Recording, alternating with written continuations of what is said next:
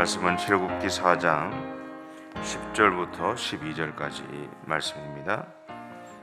구약 성경 86페이지에 있습니다. 출애굽기 4장 10절부터 12절까지입니다.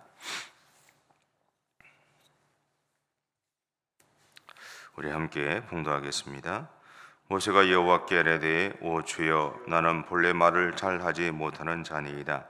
주께서 주의 종에게 명령하신 후에도 역시 그러하니 나는 입이 뻣뻣하고 혀가 둔한 자니이다.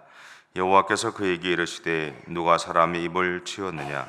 누가 말 못하는 자나 못 듣는 자나 눈 밝은 자나 맹인이 되게 하였느냐? 나 여호와가 아니냐? 이제 가라. 내가 네 입과 함께 있어서 할 말을 가르치리라. 아멘. 하나님은 모세를 언제 부르셨을까 생각을 해보게 됩니다. 어쩌면 애굽에서 보낸 40년 동안의 시간만큼, 다시 말하면 애굽에서 배운 삶의 때를 벗고 또 이제 자신이 할 수 있는 것은 하나도 없다라고 고백할 때 하나님이 부르셨다라는 겁니다. 우리가 하나님에게 항복하기 전까지 우리는 하나님의 방법이나 능력을 바탕으로, 우리의 방법이나 능력을 바탕으로 하나님을 위해서 살아갑니다. 물론 그때에도 우리는 하나님의 뜻을 추구하고 또 하나님의 뜻에 순종하려고 노력을 하지요. 그러나 우리가 인지하지 못하지만 그때까지는 입으로는 하나님의 뜻을 이야기하지만 우리의 행동은 자기의 생각이 지배하는 것을 보게 됩니다. 그래서 하나님은 우리에게 어쩌면 이 다양한 아픔을 겪게 하심으로 나의 방법이나 계획 그리고 생각을 내려놓게 하시는 것은 아닐까 하는 생각을 하게 됩니다. 어쨌든 이 모세에게 있어서 이 광야에서의 40년은 이전과는 완전히 다른 인생이었습니다. 분명한 것은 그가 광야에서 하나님을 대면하게 되었을 거다라는 거죠. 이전까지 그는 하나님에 대해서 어머니나 구전을 통해서 들었을 겁니다. 근데 광야에서 그는 하나님을 만나게 되었는데 이 하나님은 그를 친히 찾아오신 하나님이다라는 것이죠. 내가 들어서 아는 하나님과 내가 만나서 아는 하나님 완전히 다르죠. 내가 들어서 아는 하나님을 믿는 것과 내가 직접 경험해서 만난 하나님을 믿는 것은 완전히 다른 신앙의 모습을 가지게 됩니다. 그리고 이 하나님은 모세에게 하나님의 인도하심에 순종하기를 이제 요청하셨던 분이기도 합니다. 그래서 이전에 그가 품었던 꿈, 다시 말하면 자신의 동족을 해방시키려고 했던 그 꿈을 하나님 자신의 꿈으로 모세에게 소개를 하십니다. 그리고는 이제 모세의 꿈이 아니라 하나님의 꿈을 이루는 사명을 그에게 주셨죠. 근데 여기서 한 가지 고민이 있습니다. 그것은 뭐냐면 모세 입장에서 보면 이제야 자신의 인생에 있었던 아픔이나 미련들을 다 내려놓고 지금 자신의 삶에 만족하며 주어진 삶을 성실하게 살아가고 있다는 겁니다. 이 말은 지금 자신을 찾아오신 하나님으로 인해서 모세에게 있어서는 잔잔했던 그의 인생에 흔들림이 생겼다라는 것을 의미합니다. 그럼에도 이것은 모세의 인생에서 또 다른 장면이 시작되었다라는 것을 우리에게 알려주고 있죠. 모세에게 있어서 애굽에서의 40년은 인생 1막이라고 한다면 미디안 광야에서의 40년은 인생 2막이라고 할 수 있을 겁니다. 그리고 지금 하나님이 그를 찾아와서 부르시고 있는 지금의 모습은 인생 3막이 시작되었다라는 것을 의미하죠. 우리가 인식을 하든 인식을 하지 못하든 상관없이 우리의 인생 가운데는 그렇게 새롭게 시작되는 순간들이 있습니다. 그리고 한 번씩 방향을 바꾸어서 살아가는 우리의 인생이 시작되는 것을 경험하게 되죠. 하지만 이 순간 모세는 좀 당황했을 것 같아요. 물론 동족을 해방시키는 꿈은 젊었을 때 그가 꾸었던 꿈이기도 합니다.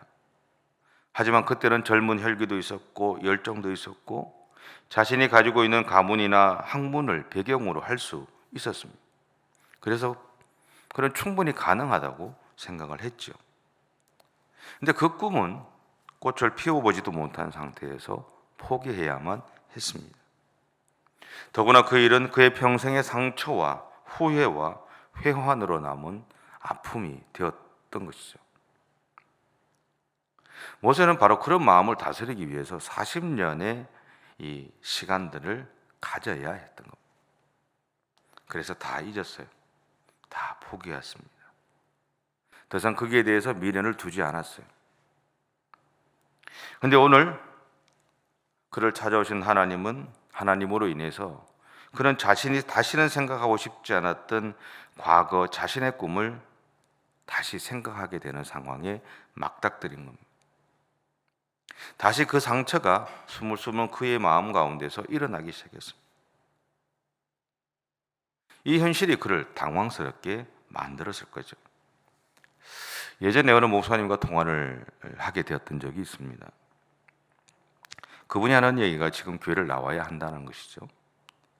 그래서 이력서를 내고는 있는데 교회가 정해지지는 않고 주변 목사님들이 소개를 하겠다고 하는데 뭔가 깔끔하지 않은 상황에 있었어요.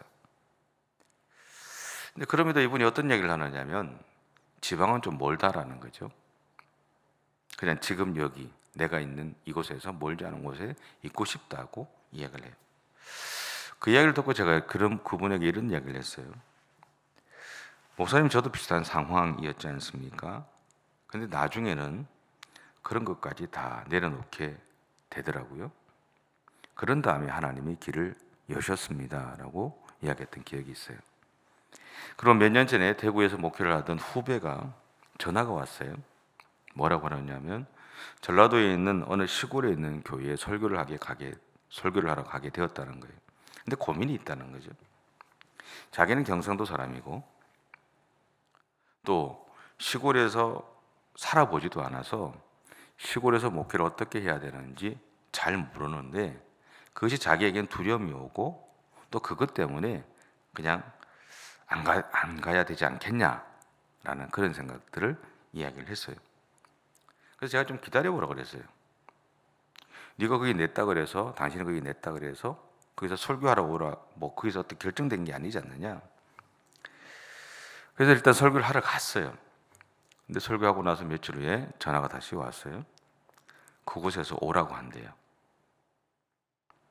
어떻게 해야 되겠느냐는 거죠. 그래서 제가 이런 이야기를 했어요.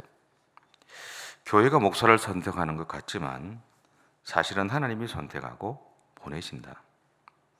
그러니 너는 다른 거 생각하지 말고 하나님은 나를 그곳에 보내신 부르심에 온전히 순종해서 하나님이 인도하시는 대로 따라가라 그랬어요.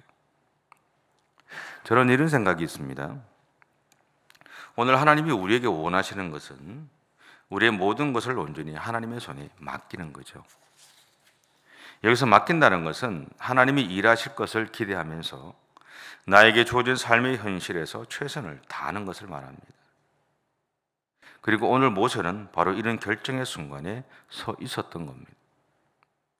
근데 하나님의 입장에서 보면 모세를 바라보면 그는 40년의 시간 동안 미디안 광야에서 양떼를 치면서 목자의 마음을 배웠어요. 물론 그 이전에는 애굽에서 지도자로서의 자질들을 훈련을 받았어요. 그리고 자신이 자신 있게 추진하던 민족 해방의 꿈을 포기했습니다. 포기했다는 건 이제는 내 의지로 내가 앞장서서 무엇인가를 하지 않는다는 것을 의미하죠. 그것이 이미 어쩌면 모세의 이 삶에 배어져 있었어요. 그래서 10절에서 모세는 이렇게 고백을 하는 겁니다. 10절입니다. 같이 한번 읽겠습니다. 모세가 여호와께 아뢰되 오 주여 나는 본래 말을 잘 하지 못하는 자니이다. 주께서 주의 종에게 명령하신 후에도 역시 그러하니 나는 입이 뻣뻣하고 혀가 둔한 자니이다. 자기가 할 수 있는 것이 없다라는 거죠.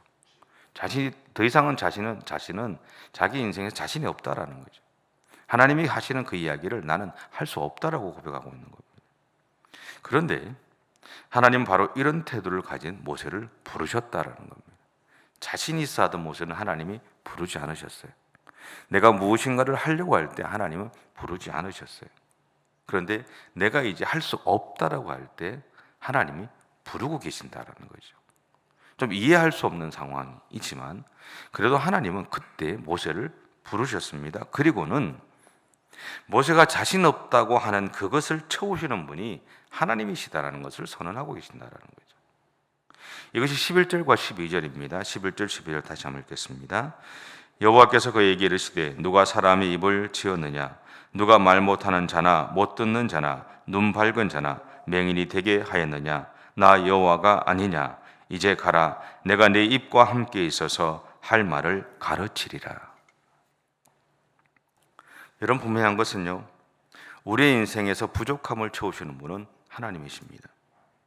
그리고 하나님이 우리에게 무엇인가를 맡기실 때는 감당할 수 있는 능력도 사람도 환경도 맡기세요.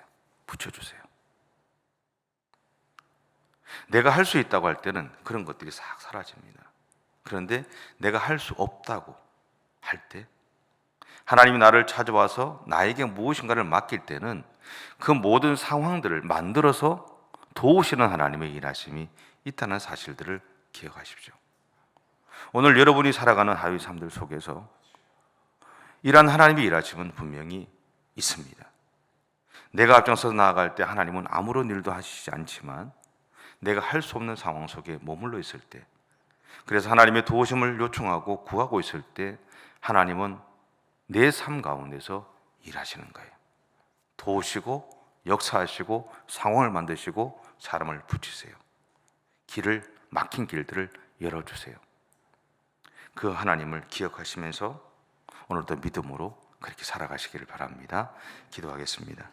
사랑의 주님, 우리의 삶을 인도하시고 지키신 은혜와 사랑에 참으로 감사를 드립니다. 할 수 있다고 자신했던 모세는 하나님이 부르시지 않았지만 할 수 없다고, 내가 할 수 있는 것이 아무것도 없다고 모든 것을 내려놓았던 모세를 찾아가셔서 이제 내가 너를 사용하겠다고, 너의 부족함을 내가 채우겠다고 하셨던 하나님의 모습을 우리가 기억합니다. 오늘 또 우리에게 주어진 하루의 삶을 살아갈 때 우리가 할 수 없는 상황 속에 머물러서 하나님의 도우심을 구할 때 하나님은 우리에게 은혜를 베풀어 주실 것을 믿습니다. 우리와 함께 주실 것을 믿고 우리를 통해서 영광 받아 주실 것을 믿습니다. 오늘도 그 하나님의 손을 붙잡고 믿음의 삶을 살아가는 우리 모든 성도들의 생애가 되어줄 수 있도록 하나님 인도해 주시옵소서. 감사드리며 예수님의 이름으로 기도드립니다. 아멘. 하늘에 계신 우리 아버지, 아버지의 이름을 거룩하게 하시며 아버지의 나라가 오게 하시며 아버지의 뜻이 하늘에서와 같이 땅에서도 이루어지게 하소서. 오늘 우리에게 일용할 양식을 주시고 우리가 우리에게 잘못한 사람을 용서하여 준 것 같이 우리 죄를 용서하여 주시고 우리를 시험에 빠지지 않게 하시고 악에서 구하소서.